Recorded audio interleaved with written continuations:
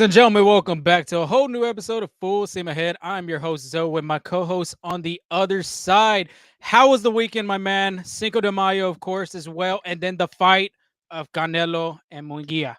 How It was it? was it was a great weekend. We just stayed home and we bought some tacos and watched the fight. It was a really good fight. I don't know what you thought about it, but it was really good. Munguia showed a lot of heart on that one. Like he came out, like I guess the adrenaline kind of kicked in there, came out firing, but the master was at work, the veteran and the apprentice, and I don't know if you read that story, but they got really quite like the lion stalking his prey. He just Yeah. was patient out there, took the hits, and then bam, got him at the end. Yes, if you have not yet to see Angel's story on the Canelo results, you could go to ourskinner.com as Appreciate he it. had published that. But yeah, that 1-2 punch right there, that little uppercut on Munguia, that just ended it for the whole night. That changed the whole fight, period.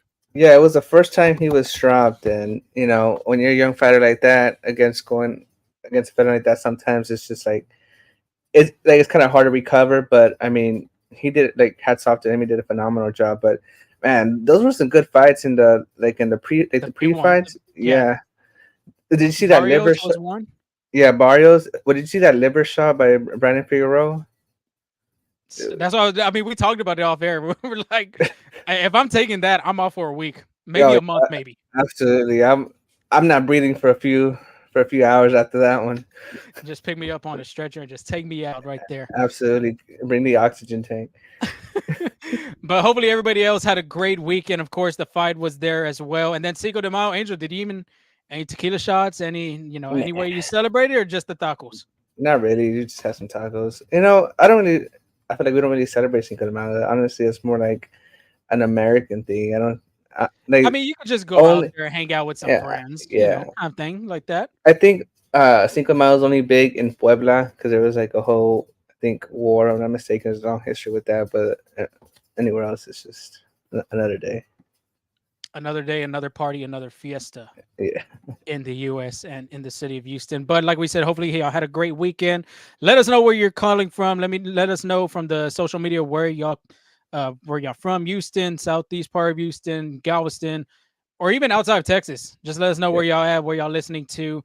But episode 176, this is the Mariners navigate through the Astros as the M's came into H-Town and took 2 out of 3 from the Houston Astros. It looked promising in the first game, Angel, for the Astros. And then the next 2 games, something that you got to do is just tip your cap to Logan Gilbert. He Bro, pitched that was a phenomenal a performance. phenomenal game against the Astros. You can't do nothing about it. Split finger, fastball, everything was working out for him. The offense just was not clicking at all.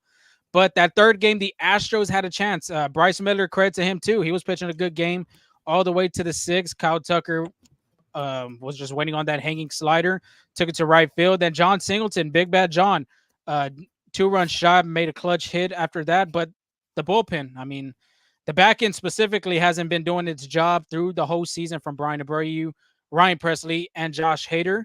So we'll dive into that a little bit, recap the Mariners series, like we said, bullpen and offense as well. Who's invited to the Carne Asada? Pitch and preview from the New York Yankees, stopping at the train station as well. And then we'll go a little bit around the horn because there have been some City Connect jerseys that have been published. Tampa Bay, Motor City, and Detroit. We'll break them down. We'll kind of, I guess we could give a little rate too at the end of the show. Yeah. Yeah. Yeah. So, but Angel, before we get started, listening from Alaska. Wow, Wow. Joshua, Wow. I thought you were a Houston guy, but Yeah. wow, Alaska. That's That's crazy. that's Yeah, that's one that crazy. yeah, that 50 states right there. Isn't Yeah. that the 50th state or the I, 49th be- state? I believe that's the 50th. Again, I don't know. We can ask Joshua. He should be an expert on that. But But yeah, yeah, before we get started, let us know what you got to tell everybody. yeah, you know where to follow us. You see the clicker down there. Read it while it's taken. But we're on Twitter, Instagram, TikTok. I think we've been like doing pretty good in TikTok there. Check out those videos that Lorenzo have been posting.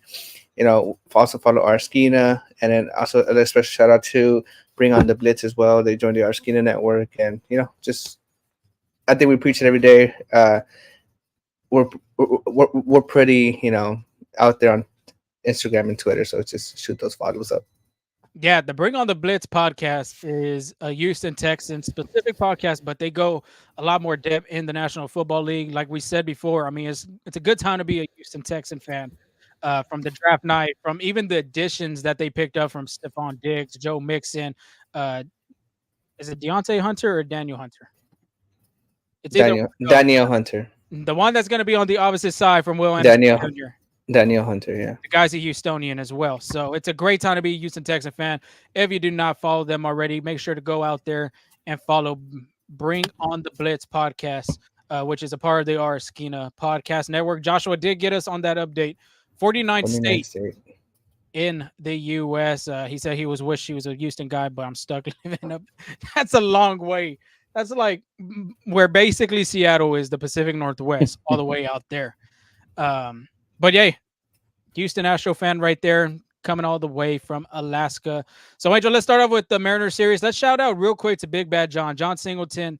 He had a magnificent homestand. Honestly, 300 batting average, 6 hits, 3 home runs, 8 RBIs, a 652 slugging percentage in them last 7 games. Like I said, he hit that clutch 2-run homer in the series finale, and then you know how that ended up. Back in the bullpen, couldn't get nothing going. But I mean, he's been making the most out of this opportunity since Jose Abreu right now is still in West Palm Beach, getting his mechanics together, getting his timing together, all that type of stuff. And Big Bad John's just making the most of it at this point. Absolutely. I think, I know Big Bad John's been working on his game offensively at shows, but he's been working on those bat flips too, because he has been having some epic bat flips. I mean, that's like I think that's just the defined game of his home run swing, period. Like when Okay. he just hits a home run, I mean, like as soon as he knows it off the bat, he just tosses the bat. Like he already knows Absolutely. it's gone. Uh, So I was kind of like that. Like I'm not comparing him to get like to Ken Griffey Jr., but Ken Griffey Jr. is like the bat drop. Like again, I'm I'm about to not say, comparing, but I'm saying when he knew it was gone, he was just whoop, dropped the bat. Like like he didn't need a bat flip, but great swing, great lefty swings. yeah, there's a great chance he might love that swing going to the short porch over there at Yankee Stadium, which we'll have some numbers here on one specific pitcher that struggles against the lefties. But let's move on to Hunter Brown, since we did start off with a good part. Hunter Brown on the other end, I mean, we talked about it before. The command has to be there for this kid if he's going to continue to be in this Astro starting rotation. And the final stat line in his outing: 4 1/3, 5 hits, 2 earned runs, 4 walks, 5 strikeouts. That's a big number right there, jumping out the window. 4 walks. That's not a good stat. He did generate 13 swing and misses, 91 pitches, 56 of them were strikes. But the command was everywhere. The fastball was flying up in part of the zone. The command of his curveball was not breaking. If it was breaking, it was breaking a lot earlier than expected. Usually when you want that curveball to break, as soon as it's chest level down, but that 12-6 was like literally breaking at the ankles, and it was like nothing but dirt balls for Yainer Diaz behind the plate. But there's been a lot of starts lately from him that haven't been so successful, not great either. I mean, what do you think, Angel? I mean, is it time to maybe consider him into a bullpen role? Is there a possibility that the Astros might option him to AAA just like JP France? Share your thoughts on that. It could be a possibility, but if you look at the Astros schedule, they do have a 6 game I'm say road stand, and then they're back in Houston as well. There's not really an off period there, so they might kind of keen into that. But I think depending on how quick Christian Javier comes back, you still have Spencer Arrighetti there. Mhm. But if these struggles continue for Hunter Brown, I do see a possibility that he does go into the bullpen or even to AAA like they did to JP France, because I'm looking at his game logs right now. This is only his third game where he's allowed 2 or less runs, and the first time was his first start against the Yankees. He allowed 0 earned runs, and then against Atlanta 2 earned runs, and then Seattle 2 earned runs. Other than that, it's been 3 or more, so it hasn't been too good. But I'm looking at JP France's numbers in Sugarland. He's only started one time through 3.2 innings, and he allowed 3 hits, 4 walks, and 3 strikeouts. I'm sorry, 4 hits and 3 runs, 4 walks, and 3 strikeouts too. So, I mean, if they do want to go with a 6 man rotation, and if they knew like see off. Like I think they might have to roll with Hunter Brown on this one because I don't think JP France is ready uh, to be back to major leagues again. Sometimes I always say don't pay attention too much to minor league numbers when I'm talking about a guy like Justin Verlander. You saw he got kind of lit up in the minor leagues and then came back throwing strikes, ready to go. But with a guy like JP France, Hunter Brown, they're still young, still trying to get their mechanics right. So I don't know. I could see maybe a bullpen role in the future, but I think the Astros need a little bit more healthy pitchers for that to happen. Yeah, the Astros won't have another off day till May 23rd after the off day today on a Monday as we are recording this episode. So there's a possibility that when Christian Javier comes back, there's Six that man. option that they could go to 6-man rotation or they could go to the original 5 and then move Hunter Brown into the bullpen, which I wouldn't be opposed to doing that if you're one of the guys in the Astros front office or even the bullpen coaches and all that. I think he's done a good job when he was in the bullpen last year because you remember there were some stints at some times that Yeah. he was working out of the bullpen, and I think he did a good job. Mainly that the Astros need somebody in the middle relief because Taylor Scott and Seth Martinez is not going to do everything every time, especially the back end, that bullpen. They might have to make some adjustments right there. They might have Yeah. to put Seth Martinez over there or maybe Taylor Scott. So there's a lot of options what the Astros can do. It's just if Hunter Brown could get the mechanics right and like we preached before, the command and all that stuff, then by all means, he could be staying in this Astros rotation. But in the meantime, if it's going to continue to hurt him, maybe just possibility making him be in that middle relief role in the bullpen wouldn't hurt the Astros. Yeah. Last year as a starter, Hunter Brown had an ERA of 5.19, 152 innings, and then as a reliever, he had an ERA of 0, but that was again a small sample of only 3 innings. And again, obviously this year he's been in the starting rotation the entire time. So again, it could be maybe a little change, save the arm a little bit, but I think if this trend continues, regardless of who's injured or not, there's gonna have to be a change with Hunter Brown, more to come. But again, it just depends how he keeps. And again, like if he keeps this trend, I think the Astros have no choice but to make something happen. Yeah, I think when Jose Urquidy comes back, I think that there's a strong possibility, at least in my perspective, that they could be moving Hunter Brown down into a bullpen role. Yeah, But but as of then right now, like you're yeah, saying, the trend, it just depends on the trend of where he's going. If he's going in the right direction, by all means, he stays in the rotation. But if he's not and he yeah, continues to go downhill, then there might be a possibility that there needs to be a change right there. yeah, absolutely. But since we're on the pitching topic still, let's go with the bullpen now because in this series, it looks strong from the starting rotation minus his the Hunter Brown outing and the Framber Valdez outing too, because Framber as well. I mean, command was just everywhere for him, Yeah, just like Hunter Brown. yeah, but I'm Go sorry. ahead. Go ahead. I was just say like I just remind you like we told you like this is gonna be a pitchers matchup. It's like the first pitcher that falters is probably gonna lose the game, and it was the Astros twice. It was. Hunter Brown did a really good job, but Bryce Miller, the Astros did a good job to getting to Bryce Miller, but again, Nolan Gibber was pretty good.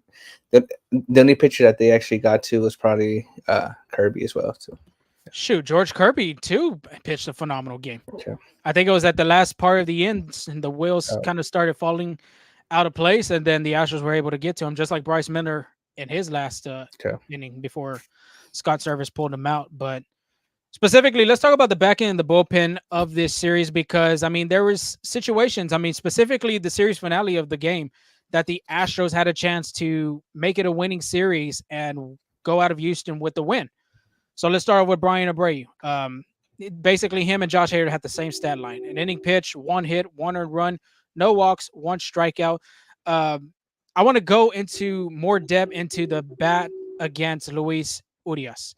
The pitch selection in that at bat was very questionable, and I'm trying to figure out if Yainer Diaz was calling that game or Bryan Abreu was. And I can hear the full steam ahead train in the background right there. Obviously, every time. So, but Bryan Abreu to begin with, he hit a batter. Next thing up was the balk, and now you had a runner on second with 1 out or no outs at all. So going to that at bat with Luis Urias, just a pitch selection real quick. First pitch was a slider away. Second pitch, slider away. Third pitch was a fastball inside. And then after that was nothing but sliders away until the seventh pitch. Luis Urias just popped his bat out. That's what we say, that hope and poke. That's what he basically did. Hit a little blooper to center field. And then Jake Myers tried to, which I think Jake Myers had a great chance of getting that guy out at home. I don't know who was running the backs. I think Haggerty was, not 100% sure, but Myers had a great chance. By the time he was going to field the ball, Haggerty was barely rounded third. So bang, bang play. But the pitch selection right there, I mean, Abreu threw 6 sliders and 1 fastball, which if I'm the hitter and you continue to throw me slider after slider after slider, and the same place in the outside corner of the batter's box, then I'm going to make an adjustment. So I think what he should have done, which I'm not a Major League Baseball pitcher, but in my thoughts and seeing it in my eyes, throw 2 more sliders after that fastball and then throw a slider in. Try to make him back up. Try to make him pull his hands in. Try to make him swing it into left. But in this case, I mean, he made an adjustment on the slider and hit it to center. What's your thoughts? And you're on mute. I I I do think they threw way too many sliders. Just again, like you said, these are professional hitters. They are gonna see the spin. They're gonna adjust, and you saw that there. I'm looking at Luis Urias's stats right now. What I would have thought is instead of throwing, like you said, after the fastball, throw too much sliders, I would come up with the fastball again. And the reason is Luis Urias on a slider, he's had he's put the ball in play 9 plate appearances off the slider. He's batting a 143 batting average, uh, X XBA at 0.91 and a hard hit percent of 0. So I see what they were trying to do. They focused on those analytics part. But again, way too many, right? In the same location. But what I would have done, I would have done a fastball.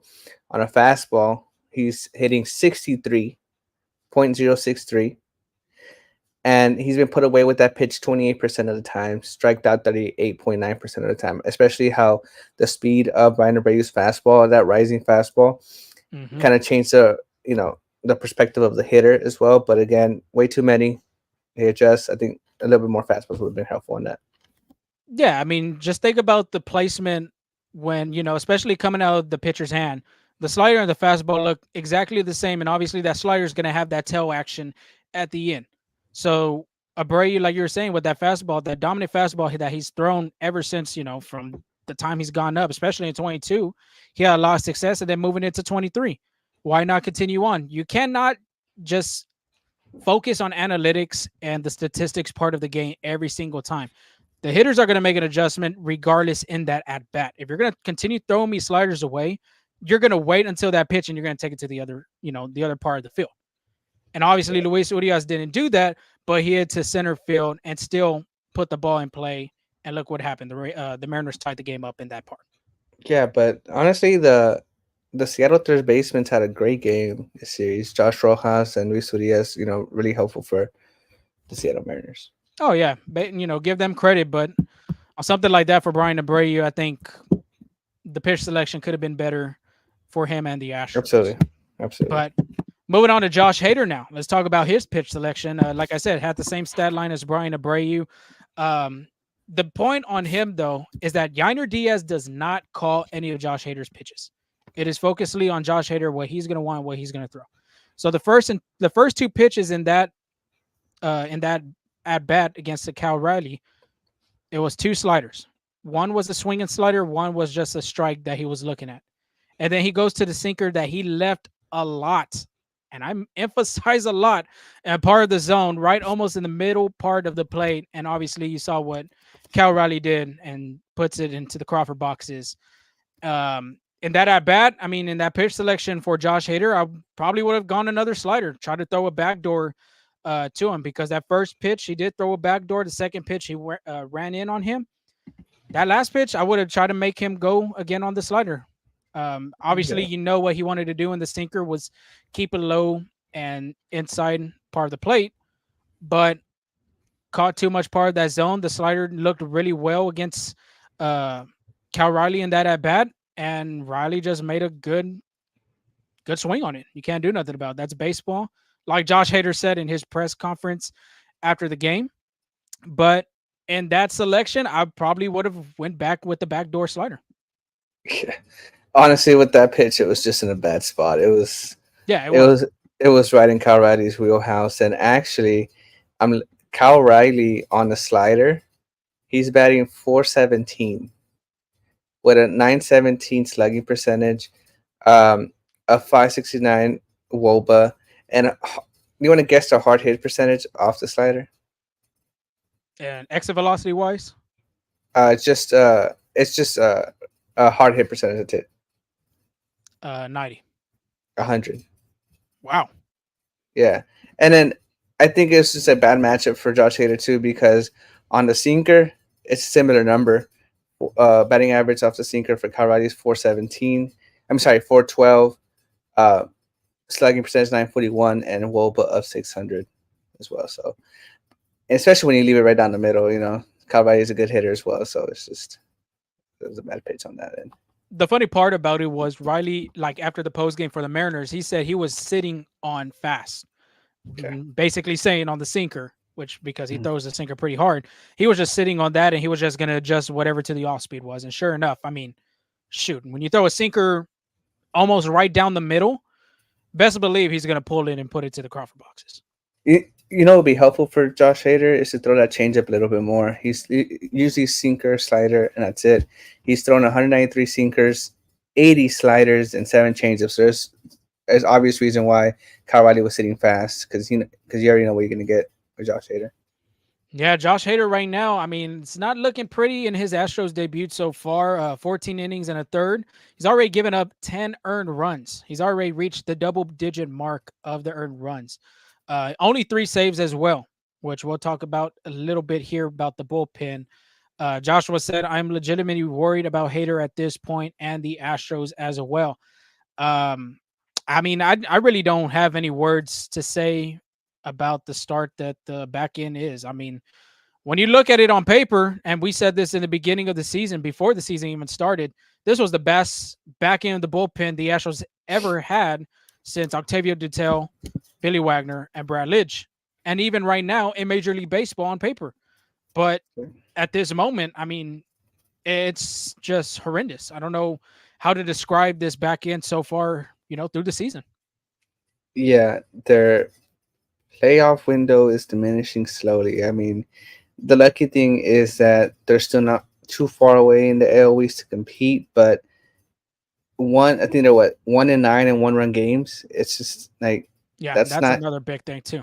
that's not going to be very helpful when you're trying to make that. Like these losses in the early end might be the difference maker why they lose the division, maybe 1 or 2 games, or could be the reason why they don't make that last wild card spot by a few games. Like it's just these tough notch games, and the Astros had plenty of them, of these tough games where they either let it slip out of their hands or there was just one swing away from, you know, beating the competition. I think this is going to be the make or break month. I know it's early on, but when is too early, right?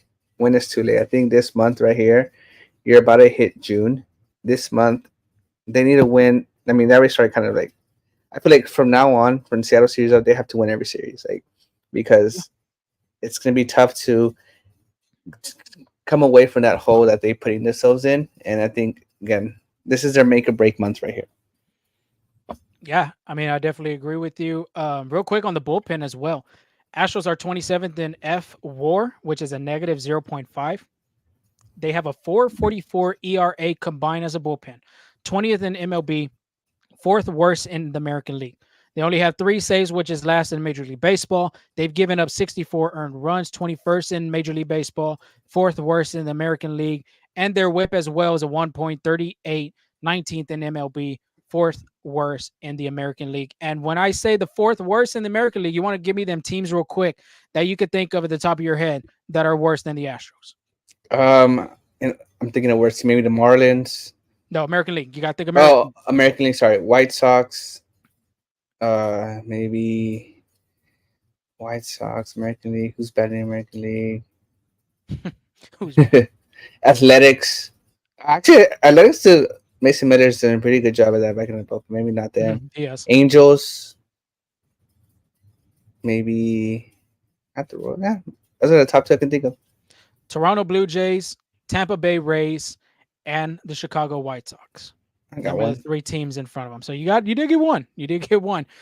But I mean, there's some bright lights in this bullpen as of right now. Taylor Scott with a 189 ERA, Seth Martinez with the 189 ERA as well, and then Rafael Montero. He's close to that 4 ERA, 378 ERA. Everyone else after that has an ERA over 4. It's crazy. Who would have Brandon thought? Bielak. Yeah, who Who would have would have thought? Brandon Bielak, um, Ryan Presley, Bryan Abreu, Josh Hader, Parker Mashinsky, and some others. So I has feel been like pretty. I feel like if you would have told me those numbers in the like, if you were to predict that Taylor Scott, Seth Martinez, Rafael Montero would have had a better ERA than Abreu, Presley, and Hader. And just think about it too. I mean, the Astros had one of the best bullpens in the last 2 years. 2022, we talked about the success in the playoffs was because of their bullpen, and the 23 season as well. Their bullpen was phenomenal throughout the regular season. It moved. It was a little shaky in the postseason, but it did its job against the teams like the Twins. But it kind of got roughened up against the Rangers. So, I mean, the Astros have had one of the best bullpens in Major League Baseball for the past 2 years. But as of right now in 24, it's just looking horrendous.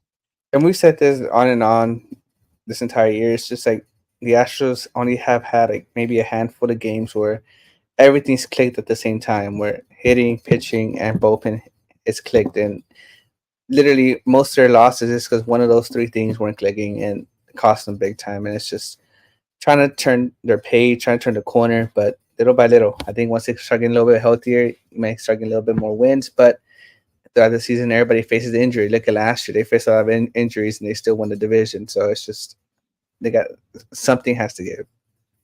Yeah, I mean they're 1-9, like you're saying, in one-run games. Think about it. If they would have flipped that, they'd be close to 500 winning percentage right now. Absolutely, So absolutely. it's been a huge difference maker, especially with them extra inning games for them. Yeah, but let's try to finish this off on a bright side. Jose Altuve, probably. I'm gonna say probably he is an Astros great, joining like the pedestal of Craig Biggio, Jeff Bagwell, even Jose, guys like that. But he made even more history. He continues making history. In his 1,700 career game, Jose Altuve joined Willie Mays. I feel like whenever you're in a category of Willie Mays, it has to be And it's his birthday today as well. So absolutely happy birthday to the Say Hey Kid. Look at that. Wait, whose birthday? Willie Mays, 93 years old. Isn't it Jose Altuve's birthday today, or was it yesterday? Oh, actually, it might be today. Oh, wow. May 6th. Yeah. All right, go. Hold on. Let me check his birthday to double check. I think it's his birthday as well. Hold up, I think I have it May right here. 6th. Yeah. And wow. No wonder he's good. No wonder. it was passed down his talent, but yeah, Jose Altuve joined Willie Mays, Paul Molitor, Roberto Alomar, and Derek Jeter with a 300 career batting average, 2,000 hits, 400 doubles, 300 stolen base, and over 200 home runs as well. Wow, that's an elite list right there. They're all Hall of Famers too. All of them. I literally asked that. As part of that question about he joined those lists, and that's literally what he said. He was like, "Those are all Hall of Famers." Where he's going, which is talking about Altuve. So he's calling Jose Altuve Hall of Famer, which I think the question. I mean, I think that's sealed in my opinion. But Altuve is the fourth player in club history to reach a minimum of 1,700 games, joining Craig Biggio, Jeff Bagwell, and Jose Cruz. Altuve is also a third Astro player to reach 300 stolen base, joining Cesar Cedeno with 487 and Craig Biggio with 414. Do you think he surpasses Cesar Cedeno's record? That's pretty tough. I think that's tough. I don't think he'll get 47. Maybe Craig Biggio's, which I'm very curious to see if he even gets to 400 as well. Yeah. But it just depends on health for him. But if anybody has a chance, I think it's going to be for Craig Biggio's 414. Yeah, and to make matters even more for Altuve, Altuve is the sixth Venezuelan player to steal 300 bags, joining Luis Aparicio, Omar Vizquel, Bobby Abreu, Dave Concepcion, and Elvis Andrews as well. Just keeps adding. It Keeps adding. the accolades just continue to pile on. It just does. Absolutely. And then when Javier Gonzalez from Pelota Cubana asked um, Altuve what it meant to be in a list with those Venezuelans, he's just like, wow, like those names you just gave me, just look at that list. It's an honor. And he feels proud to represent his country and put him up there in the pedestal. So really great. But again, he just keeps bringing history. Go check out the story about it on our skin as well. It's published there too. So Jose Altuve could be considered, I think, the greatest Astro. I think that. Yep. Happy birthday, Altuve and Mays. And then to end it on that note, future Hall of Famer, which I honestly think if he stays healthy, he could have a chance of being a Hall of Famer already as of right now. But I think he continues should to retire. stay Yeah. healthy. If he just stays healthy, I mean, there's even more. I mean, he's still trying to reach the 3,000 hit club, Yeah. which is very elite prestigious club, as well as he could possibly even hit 300 home runs because you've seen the power just kind of start to get going as of now. So that's Absolutely. another club he could join. No, yeah, absolutely. And I think right now, if he were to retire today, I do agree with you. He's a Hall of Famer, but I think getting 3,000 hits just seals the deal for him as well. Yeah. And he has a chance. He has a chance. Mhm. The way he's hitting right now, shoot, at the age of 34, wow. Yeah, he's batting 343, and he actually leads the league in hits with 48. Oh, I'm sorry, the American League with 48. It's still good numbers. But Absolutely. since we're talking about the offensive numbers as of right now, the Astros as a team, Angel, this is shocking. Astros lead the American League in batting average with 259, 326 on base percentage, 409 slugging percentage, with their tied second in the AL with the Boston Red Sox. The on base percentage, they're second in the American League. 735 OPS, second in the AL as well. They lead the American League with 305 hits combined, 220 is the lowest in the American League, 39 home runs, which is fourth in the AL, and 144 RBIs, seventh in the AL. That is crazy how all them numbers are like almost top three, top five. And then when you get to the RBIs, which it has been a struggle for the Astros with runners in scoring position, that's why they're seventh in the American League as of right now. Yeah, So it really is. astonishing to hear them numbers, but at the same time, too, I mean, when you're not going to contribute scoring these runs, that's how the stats going to show being seventh in the American League for the Astros. So, and three players specifically that need to help in that production. One is Yordan Alvarez, which he's kind of cooled off ever since the Mexico City series. Last 7 games, 3 for 26 with a 115 batting average, 1 RBI, 2 walks, 9 strikeouts. He is slugging a 154 as of right now in the last 7 games. Well, shocking number right there. And them 3 hits, reminding you, 2 of those hits were soft contact to the left side of the infield during that Mariners series. One of them was a bunt. and even going back to that last game of the Colorado series, from that second game to the Seattle game, he had a stretch of going 0 for 18 as well. So, that's why you have to resort to the bunt just to get those hits. But sometimes that can turn you around. It'll be interesting to see in Yankee Stadium. I think he has a better game there. I think just the atmosphere, the team they're going to win. So I do predict Yordan Alvarez having a better series there. I mean, at this point, they might as well bring the altitude to Houston, like over there, how in Mexico City. I think Mexico City was over, I want to say 7,000 feet. I want to say. I'm not 100% sure about it, but I want to strongly believe that's the thing. I was trying to see what Yordan Alvarez is hitting percentage at Yankee Stadium, but I can't find it. But let's move on to Alex Bregman, which is another Astro starting. Go ahead. You're right. 7,346. 7,346. So maybe the altitude needs to change. Sorry, 49. Yeah. 49. Yeah. Maybe I'm dyslexic. Yeah. Anyway, Alex Bregman, on the other hand, is another one that's been struggling a lot. And I don't know what to say about it, But let's go over the numbers. Last 7 games, 5 for 26, 192 batting average, 1 home run, 5 RBIs, 4 walks, 3 strikeouts. If you remember the last episode, we talked about his last 7 games. He had more strikeouts than walks, and it looks a little bit better right there for him with 4-3 ratio. But the thing with him, I mean, the power is not there for this guy. Even the contact, I would say, for Alex Bregman, he's popped a lot, and I emphasize a lot of baseballs into the infield or shallow uh, of the outfield. The power's just not there. I don't know what the mechanics is looking like for him if he's overdoing it, trying to overpower.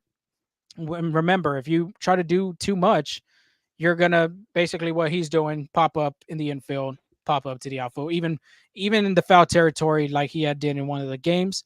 But in the season so far for him, a 553 OPS. Not a successful number if you want to get a contract extension or even Yeah, a huge contract number in the free agency of this year. I think he's costing himself a lot of money. Honestly, he's Yeah. and he's only had 5 multi-hit games too, and one of them was in Mexico City. Because I don't know if you want to count that one. I mean, I don't know. Do you want to count it since we talked about Yordan Alvarez's home runs? Let's do it. Let's do it. Yeah, but I mean, if Alex Bregman, I mean, at this point, Espada's trying to do everything he can to keep him on top of the order. He's putting him in the 2 hole, he put him in the 3 hole, he put him in the 4 hole.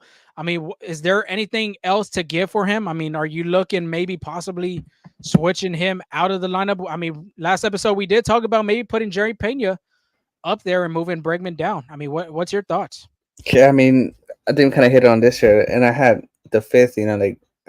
And I'm still with that. Like I still like that fifth row, just because it kind of gives them some cushion on both sides because that back in lineup has been hitting pretty good. So I'm gonna stick to that. I think the fifth spot should be a perfect fit for Bregman. And real quick, last but not least, speaking of another offensive hitter that I think Astros fans were ready to see this season, he's kind of cooled off ever since the beginning of March to April. He's cooled off now, and it's Yainer Diaz.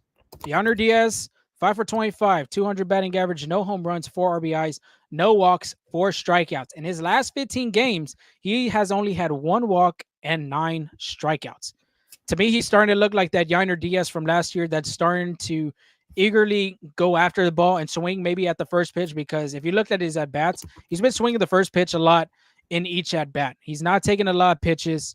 I guess you could even say that the same thing for Bregman. Bregman's starting to swing the first pitch, and he's usually a guy that likes to take pitches. But Yainer Diaz right now, I mean, the power just doesn't look like it's there. He looks like he's starting to swing out of the strike zone a little bit more than he was earlier in the season. Um, these two guys, maybe you're looking at 5 and 6. You might have to flip them. Maybe putting Yainer Diaz maybe down in the order at the 7th spot. So there's a lot of things that could be happening in this New York Yankees series. Yeah, absolutely. I think the thing with Yainer Diaz, I don't think the free swinger is not going to change, but I think what's started good for him, like you said, and in the beginning is that he had that great eye. He wasn't swinging at pitches in the dirt. And I think he's kind of like you said, like going back to last year, and kind of shifting to that. I think if he can get that, just take your pitches. Like you don't have to swing at the first fastball you see. And like going back on track. I think like he can rebound, but again, I would like I have to get credit to the other team too because they're adjusting to Yainer Diaz like as well. So it's on both ends. Again, we always talked about the game of adjustments, and I think that's a big part of it. Yeah, I think Yainer, if he's going to have success, he's going to have to go back to taking some pitches. When he was taking pitches, you said it in one of the episodes. I mean, he's already almost had a career high in walks. Last season, he didn't even have that many walks, and he's been looking at the ball pretty well, not swinging out of the zone. But in these last 15 games, he's starting to look like that Yainer Diaz that over exaggerates and tries to do too much at the plate. Yeah, I think. Well, if we look at his walk rate, he had four walks or 3 walks in the first 12 games, and just going to add that he's been swinging a lot more. He hasn't walked since the first game of the Colorado series. He has yet to draw a walk as well. So I think the Astros record, they know what they've done with runners in scoring position. They know what they've done. I think it's just a little added pressure as well to try to do something, get on base. I think as they fall deeper and deeper into if they lose more games, they lose these close games, it just builds a little bit more pressure. And a guy like Yainer Diaz, who again, like you said, kind of expect to take off that offensive role, could be adding some pressure just because of the record and their analytics so far with runners in scoring position. Yeah, a lot of sense of urgency, I think, for all these Astro hitters, especially the three guys that we're talking about. Yeah, but again, who's invited to the Carne Asada is always a fun segment. It brings the joy a little bit, I think, because I feel like Astros fans kind of need it just because of the roller coaster the Astros have put them on. Definitely. But you know, we got some music for today or not? Night. We do not have music for today. We do not. That one hurts. I mean, when you lose a series, I don't think the music has to be there. But we're trying to make it fun. Positive vibes. All right. Get it going, and I'll give one for the end. Go ahead. All right, got you. All right, so who's cooking the meat? It's gonna be Jose Altuve. Again, history was made during the series. Although he did win 3 for 12, he did have 2 runs, 1 RBI, 1 stolen base, and he is batting .343 for the season as well. And a constant member of the Carne Asada, everybody's favorite person who they like to invite, Ronel Blanco. He pitched well. 6 innings pitched, 5 hits, 3 runs, 2 walks, and 6 strikeouts. Again, we kind of wanted him to limit the walks a little bit. 2 walks is pretty fair, and then a little bit more strikeouts as well on that end as well. And then Yordan Alvarez. I know you kind of telling me he's been struggling, but he did break his 0 for 18 stretch. He went 3 for 9 in a walk, so laid down a nice bunt. So I invited him. I see him. He's working. He's trying to get over that hump, and I think he will. And then lastly, who's bringing the beans? He looks like he eats a lot of them. Big Bad Jon Singleton. He had 2 hits, 1 home run, 2 RBIs, and let's include that epic bat flip as well. Hit me with the music. It's not Mexican. Oh, absolutely. And that's kind of the one that you hit your hands up. Oh, absolutely. Pumps going. Absolutely. It kind of reminds me of the Joan Duran walk-up entrance. One of the best. One of the best. That was nice. One of the best. If you haven't seen that video, go check out our skin. We put it there. Great entrance. I'm jealous on that one because that one's really nice. Jealous. I think broadcast should actually show, instead of going to commercial break in the 9th inning, they should actually show when these closers are coming out of the game because it just gets the fans excited, I believe. I think so. Yeah, it really puts Josh Hader has a really good entrance too, but I don't know, Joan Duran I think kind of surpasses that one. Oh, he surpasses Edwin Diaz. He's had this walk-up song since last year. Yeah. I'm sorry to say that. But I think they kind of remixed the song a little bit from last year and they had a little bit more graphics. So I think that's the difference. I mean, when you have the fire in the background, especially when the song says fire in the lyrics, yeah, the better. Yes. Yeah. You know what, Jon Duran actually lives up to that too. He's made 103. 103. Imagine taking that in the back. Well, that guy Mason Miller from Athletics. I know the Astros haven't really seen the Athletics this year, but watch out with that guy.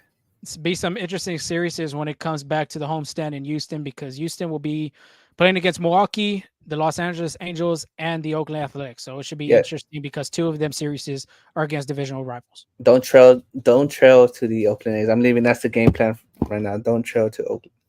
Oakland's been playing good, so yeah. I give credit to them. But let's move on to the pitcher preview real quick because, gosh, it's already 44 minutes through this. Oh, wow. We're already on the preview, yeah. Obviously, they're going against the New York Yankees. They're 23-13 of the season, 6-4 in their last 10 games.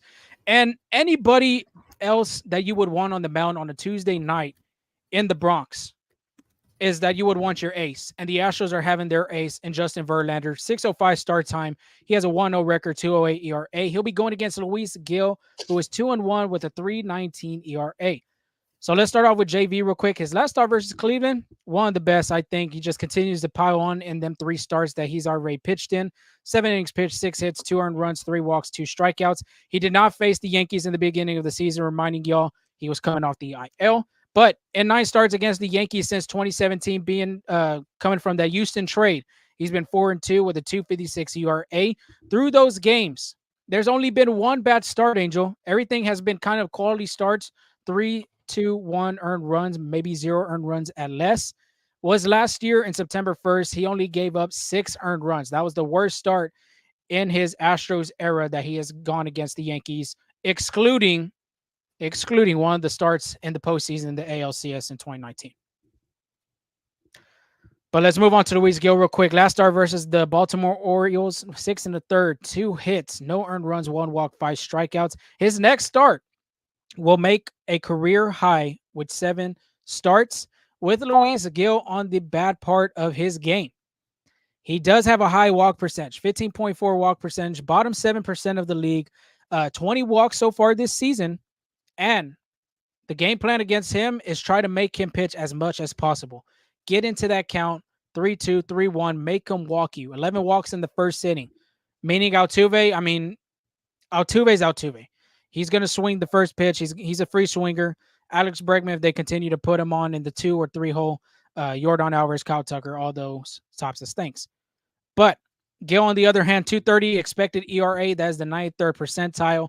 Opponent batting average expected 138. That is the best, 99th percentile. 3 off-speed run value at the 96th percentile as well. And then the 27.9 hard hit percentage, which is the best, top 8% of the league. The exit velocity off the bats from the opposing hitters. He's just done a phenomenal job at that. So looking at his stats, he's looked like one of the best pitchers in baseball.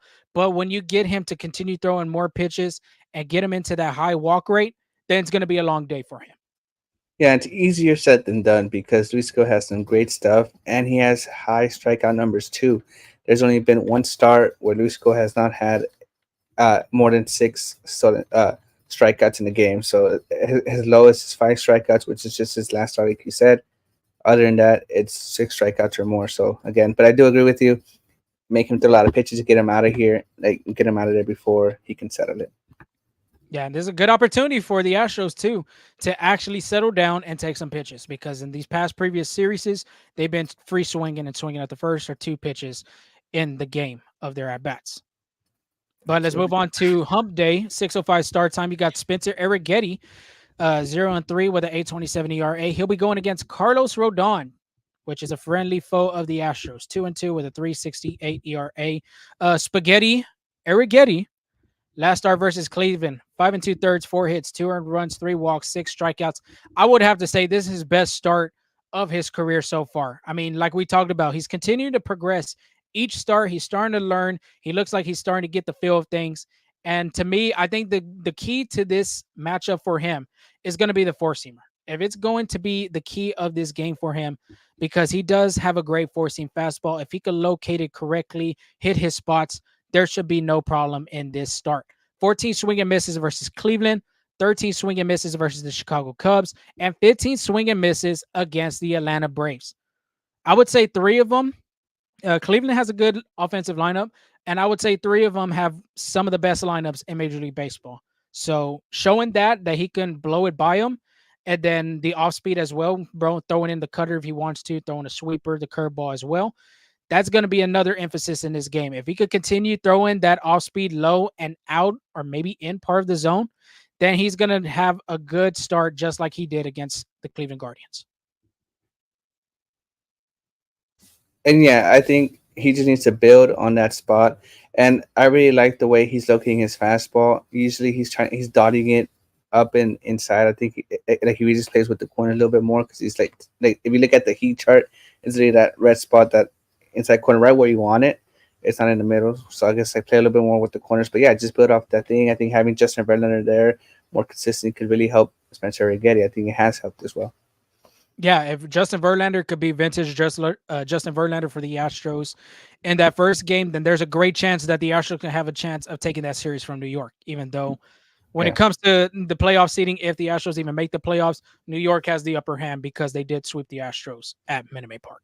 And I think that Verlander starts to be crucial because if they lose that game, again, it's just added pressure on Spencer Arrighetti to pitch better, right? I think, yes, you want to win it every series, but the way the rotation is, Spencer Arrighetti has some cushion because he has Justin Verlander in front of him. I don't think I'm about to mention it, but he has another great starter behind him that's been really well for the Astros.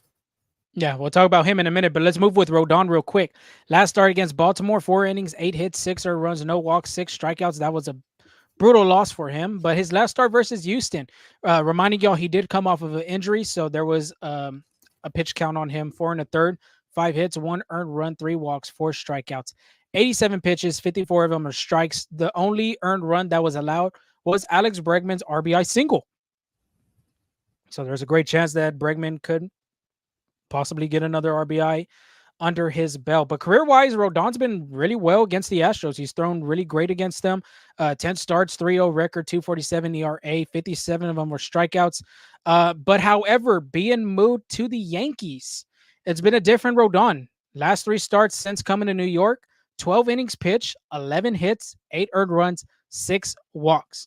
Health has been the biggest issue for him. So a healthy Rodon could look like a different guy, but the last 3 starts against Houston, he hasn't looked like the Rodon that he was when he was pitching for the Chicago White Sox. So that's a impressive number for the Astros. But Rodon, real quick on the scouting report, great slider. He has one of the best sliders in MLB.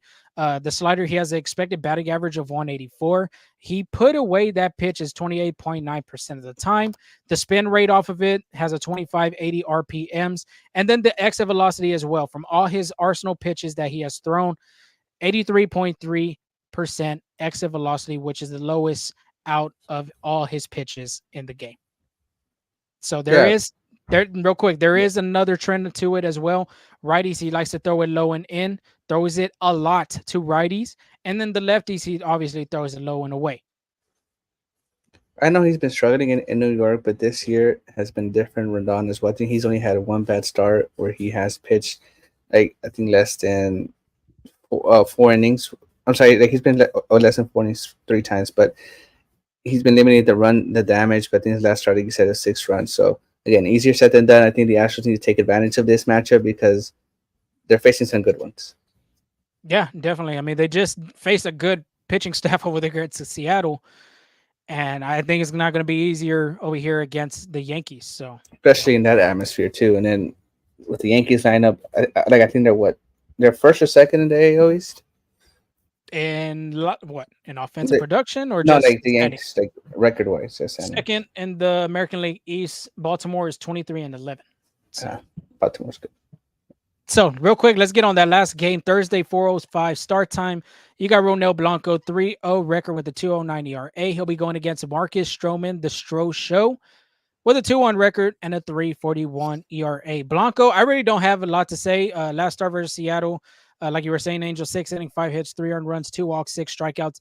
Another quality start under the book for him. I really don't have nothing to say about him. He's been one of the most consistent pitchers for the Astros rotation, and I expect another solid quality start from him. Yeah, just do what he keeps on doing. Don't change anything. Don't just keep pitching. Yeah, really nothing to say about Blanco. But Stroman, on the other hand, his last start versus Detroit, 5 1/3, 3 hits, 1 earned run, 5 walks. Wow, that is a huge number right there. 3 strikeouts as well. His last start versus Houston, 6 innings, 4 hits, 3 runs, 0 of them being earned, 2 walks, and 4 strikeouts. The only thing I could find on Stroman, because he's done a great job, specifically at Yankee Stadium. I think opponents have a batting average of 194 against him at the Bronx. He does struggle against lefties. That is basically the kryptonite for him. Opponent batting average is 275. Slugging is 529. The home runs per 9 innings is a 198. So that's averaging almost about 2 home runs a game against left-handed hitters. And the walk rate as well, 724 walks per 9 innings. So basically just getting deep into that count. The lefties, like you were saying, Yordan Alvarez, this is a perfect opportunity for him to crank out of his little slump that he's in. Kyle Tucker's continuing to hit the ball very well, specifically from that Cleveland and that Mariners series. And then Jon Singleton, the short perch is there. He's been hitting the ball over there to the right field part of the game. By all means, this is a great opportunity for the lefties to tee off Marcus Stroman. Yeah, I think the Mariners series kind of help out because I think what the Mariners pitchers is that they rely on movement, and so does Stroman as well. They rely on movement. He relies on movement a lot with the cutter, sinker, split finger as well. So I think if we can just take advantage of mistakes, I think that's what's been really affecting Stroman is location, just like some of the Astros pitchers, but they just can take advantage of that. Yeah, great series, but this is a Yeah, series that the Astros, I think, and this is where the road warrior quote unquote mentality, because they've been a great team on the road. This is where it starts. I think for them is this New York Yankees series, and then you travel to the Motor City in Detroit. can and then I think again it's the Yankees. I think this is like their fresh new rival as well since since all the playoff situations. But it'll be a good one. I know those Yankees fans are going to be brutal, but I think maybe that's what the Astros need, just to, face that brutality as well. Because again, they've shown time and time again that when people are yelling at them, saying all these things, they tend to shine well. So again, could be a game changer. But now it's time from the train station. Give you some injury updates. I think the big three that are injured: Chas McCormick, Christian Javier, and Jose Urquidy. So we're gonna bring you some fresh updates on there. Let's start with Christian Javier. I think he's the closest one to possibly being back. He had a rehab assignment 2 days ago. He threw three in the third innings, 3 hits, 3 earned runs, 2 walks, and 3 strikeouts. He threw a total of 68 pitches, which was his pitch count. He threw 39 strikes. The hope is for the Astros to join them in the Detroit series. Again, that opens up a possibility. But again, just like I said with Verlander, I wouldn't pay attention too much to the minor league numbers. They're there to work. That's like the minor league assignments are helpful, yes, to feel better, right? You're trying to, get that arm right, but it's also great trying to work on any mechanical issues or anything that's going on fundamentally wise. So I wouldn't pay too much attention on that. Jose Urquidy will throw a bullpen session tomorrow. He was supposed to throw one today, Monday, but he's going to throw one tomorrow, Tuesday. It got pushed back a little bit, but my now what I'm thinking about is the goal was for him to throw a bullpen session today, Monday, so he can have a rehab start on Friday if everything goes well. But since it was pushed back to Tuesday, maybe he gets like the arm another day to rest. Could be a good sign. But he will be pitching a bullpen Tuesday. The goal was to have him pitch on Friday on and be a rehab assignment for Sugarland, but it might get pushed back depending on he feels. If he feels great, he might have a rehab assignment this weekend or even the following week.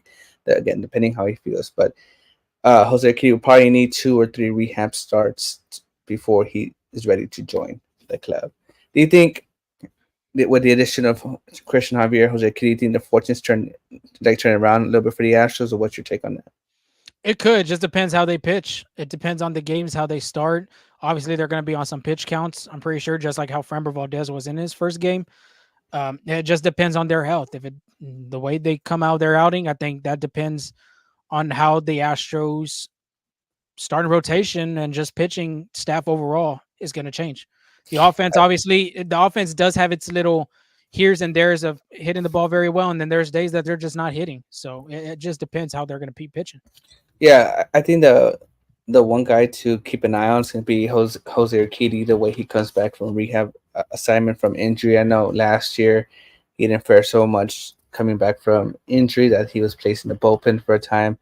But it'll be interesting because again, I know it's a different situation for the Astros where they might need him to pitch in the starting league, no matter how he kind of does, right? So very different situation, but I'll keep an eye on Jose Urquidy of how he bounces back from injury. And then lastly, we have go ahead.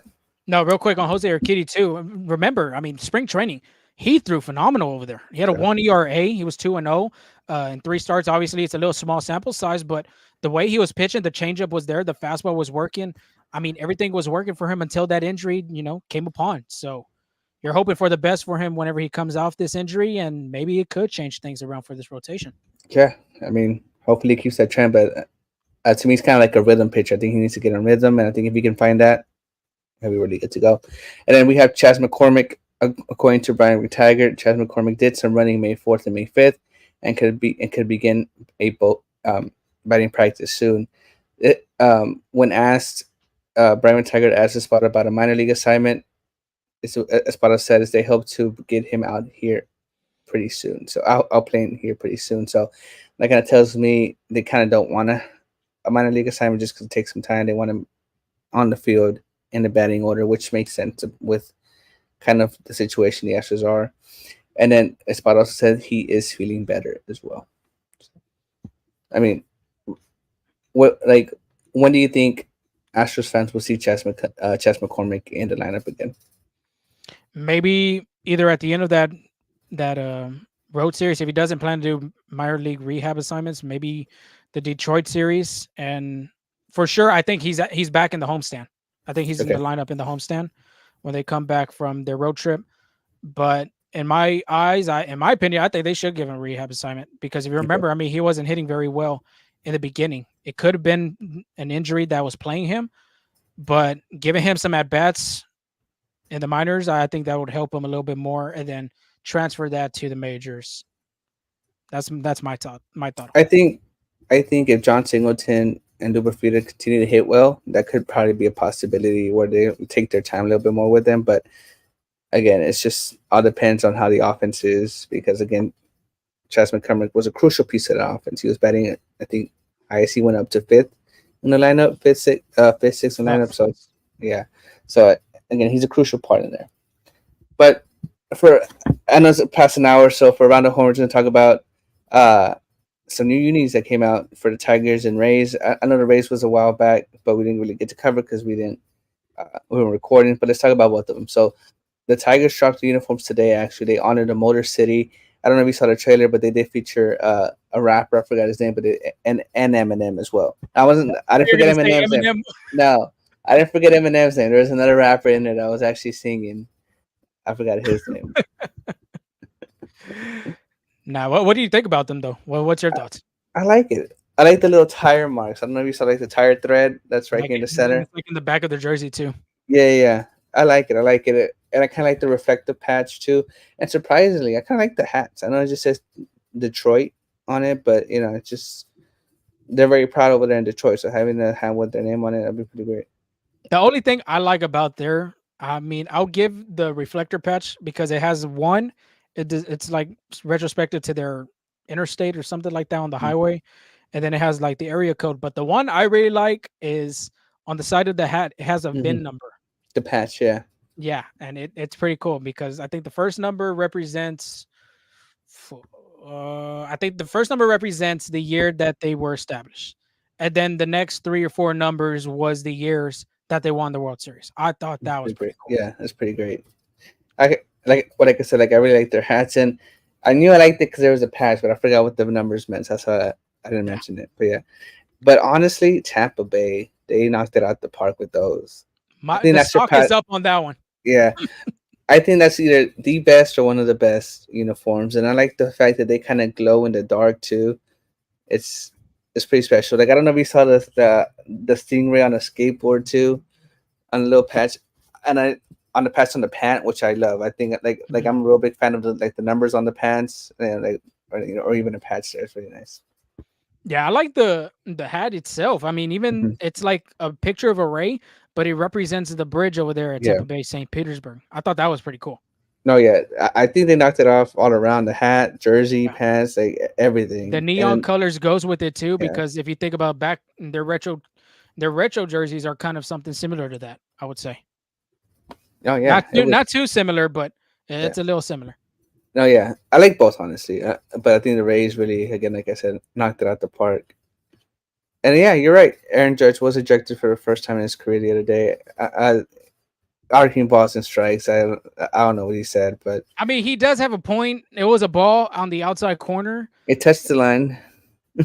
Nah, I don't think so. It was just outside, and Aaron Judge was walking back to the dugout when he was saying stuff.